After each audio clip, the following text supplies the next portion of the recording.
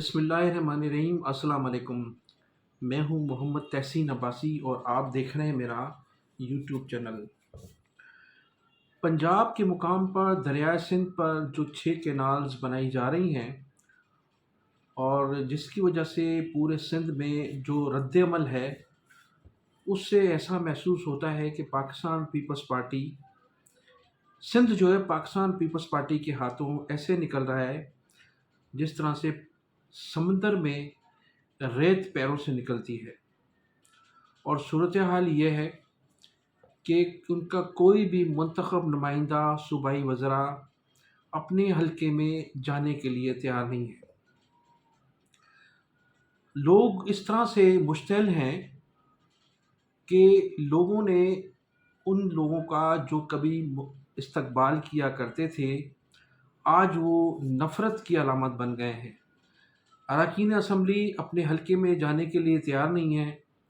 और ज़रदारी साहब ने 4 अप्रैल को शहीद जुल्फ़िकार अली भुट्टो के जलसे में भी जाने से इज्तनाब किया। इसके साथ साथ इदारों की जानिब से भी पाकिस्तान पीपल्स पार्टी के ख़िलाफ़ गहरा तंग होता जा रहा है और तकरीबन 4-5 सूबाई वज़रा समेत 12 आसिफ अली ज़रदारी के करीबी तरीन लोगों के ख़िलाफ़ FIA ने इंक्वायरियाँ भी शुरू कर दी हैं। तो दूसरी जानिब पाकिस्तान पीपल्स पार्टी आसिफ अली ज़रदारी और बिलावल भुट्टो ज़रदारी के लिए जुल्फ़िकार जूनियर दर्द सर बनते जा रहे हैं। गुज़श्ता रोज़ अक़लियती लाड़काना पीपल्स पार्टी के गढ़ लाड़काना में अक़लियती बिरादरी के एक इज्तिमा से ख़िताब करते हुए जुल्फ़िकार जूनियर का जो लब व लहजा था और जो उनकी गुफ्तगू थी, वो बिल्कुल जारियाना थी और ऐसा महसूस हो रहा था कि जुल्फ़िकार जूनियर पूरी तरह से इंतकाम लेने के लिए तैयार हैं। उनका ख़िताब था और ख़िताब के चंद लफ्ज़ आपको बताता चलूँ कि जुल्फ़िकार जूनियर का कहना था कि जब मैं अपने बाबा के साथ शहीद जुल्फ़िकार अली भुट्टो की कब्र पर जाया करता था, तो महज़ एक सादा सी कब्र थी, अब उस कब्र को महल बना दिया गया है। मुर्दों के लिए तो पीपल्स पार्टी ने महल बनाए हैं, तामीर किए हैं और ज़िंदों के लिए पीने का पानी भी दस्तयाब नहीं। ये ज़रदारी माफिया का किरदार है और ये ज़रदारी माफिया जो पाकिस्तान पीपल्स पार्टी पर काबिज़ है, उनका ये किरदार है कि मुर्दों के लिए तो सब कुछ है लेकिन ज़िंदा आवाम के लिए कुछ भी नहीं है। ये जुल्फ़िकार जूनियर के लफ्ज़ हैं और एक अक़लियती बिरादरी के इज्तिमा से ख़िताब करते हुए उन्होंने कहा कि जुल्फ़िकार अली भुट्टो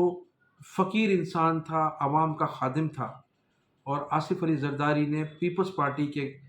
कंधे पर रख कर बादशाहत की है और अब वो बादशाहत वाला किरदार अदा कर रहा है। पीपल्स पार्टी को मुसलसल उसने इस्तेमाल किया,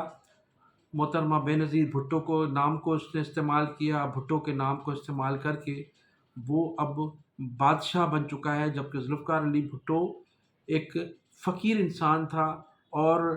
अवाम का नुमाइंदा था, अवाम में बैठता था, अवाम में उठता था और अवाम की बातें किया करता था। तो नाज़रीन, जो 6 कैनाल्स के हवाले से जो सूरत हाल है इस वक्त इस कदर सूरत हाल ख़राब है कि पीपल्स पार्टी एक बिल्कुल मैंने जैसे पहले बताया था कि बंद गली में आकर फंस गई है।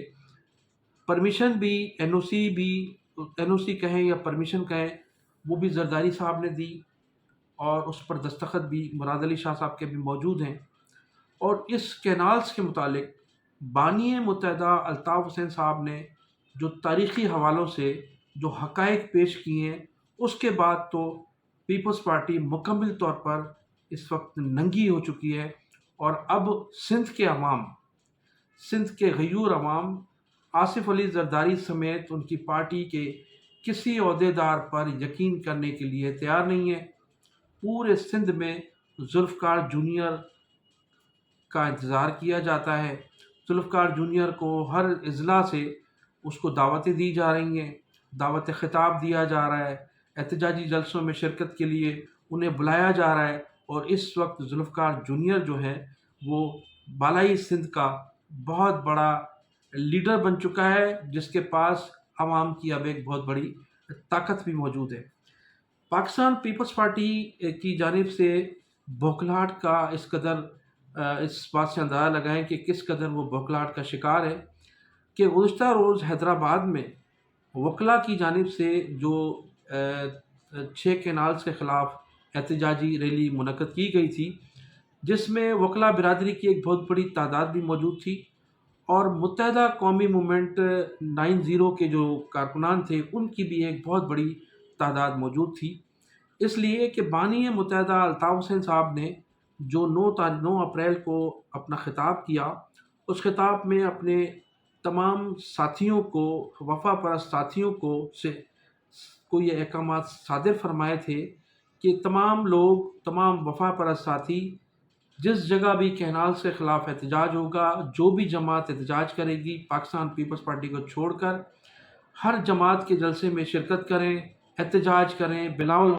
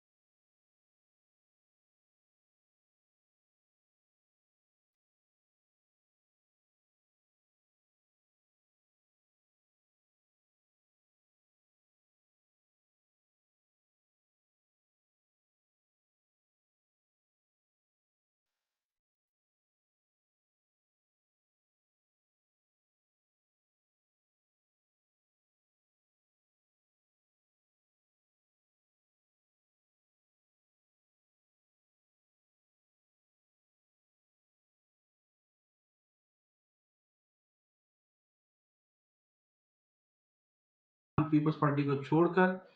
ہر جماعت کے جلسے میں شرکت کریں، احتجاج کریں، بلاول ہاؤس پر احتجاج کریں، وزیر اعلیٰ ہاؤس کے سامنے احتجاج کریں، جتنا ہو سکتا ہے احتجاج کریں، تمام سیاسی جماعتوں سے رابطے کریں۔ تو حیدرآباد کے جو ذمہ داران تھے انہوں نے وکلا برادری سے رابطہ کیا اور اس احتجاج میں بھرپور شرکت کی۔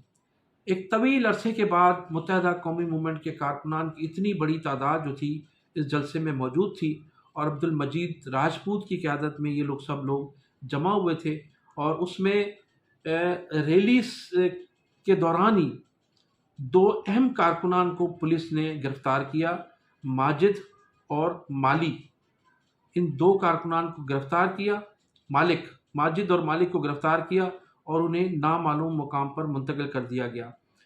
جلسے کے فوری بعد شام کے اوقات میں فیصل، طفیل اور ضمیر اپنے اپنے گھروں کے سامنے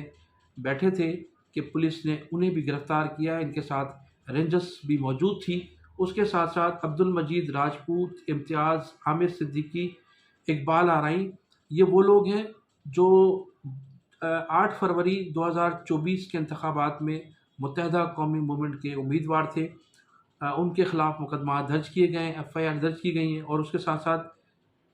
ایک FIR میں 13 افراد ہیں اور دوسرے میں 15 نامعلوم افراد کے خلاف FIR درج کی گئی ہے۔ اب ناظرین، نامعلوم افراد کا مسئلہ یہ ہوتا ہے کہ وہ جس کو چاہیں گے گرفتار کر دیں گے اور اس نامعلوم افراد میں شامل کر دیا جائے گا۔ تو اس طرح سے اب ایک پاکستان پیپلز پارٹی نے ان کینالز کے حوالے سے ایک نیا ٹرینڈ شروع کیا ہے کہ جو احتجاج کرے گا اس کو گرفتار کر لیا جائے گا۔ اس سے قبل پیپلز پارٹی کے جو لوگ ہیں وہ حواس باختہ ہو گئے۔ سابق وفاقی وزیر اور سابق اپوزیشن لیڈر سید خورشید احمد شاہ نے تو سندھ کے لوگوں کو مرے ہوئے قرار دیا ہے۔ ان کا یہ کہنا تھا کہ اب جو احتجاج کر رہے ہیں کینالز کے حوالے سے وہ مرے ہوئے لوگ ہیں، ان کے پاس سیاسی طور پر کچھ نہیں ہے۔ انہوں نے کہا کہ پاکستان پیپلز پارٹی ہمیشہ ایشوز پر سیاست کرتی ہے، ہم نے ایشوز پہ سیاست کی ہے، اور کینالز کے خلاف جو لوگ احتجاج کر رہے ہیں وہ مرے ہوئے لوگ ہیں۔ ان کے اس بیان کے بعد پورے سندھ سے شدید رد عمل سامنے آ رہا ہے، اور ان کو جو ہے ان کے خورشید شاہ صاحب کے سوالات کے لوگ مسلسل جوابات دے رہے ہیں۔ اب ناظرین میں آپ کو یہ بتاتا چلوں کہ اب جو سندھ کی بدلتی ہوئی سیاسی صورتحال ہے، جس میں ذوالفقار جونیئر جو ہیں وہ مستقبل کے ہیرو نظر آ رہے ہیں، تو پیپلز پارٹی میں بھی ٹوٹ پھوٹ کا عمل شروع ہو چکا ہے،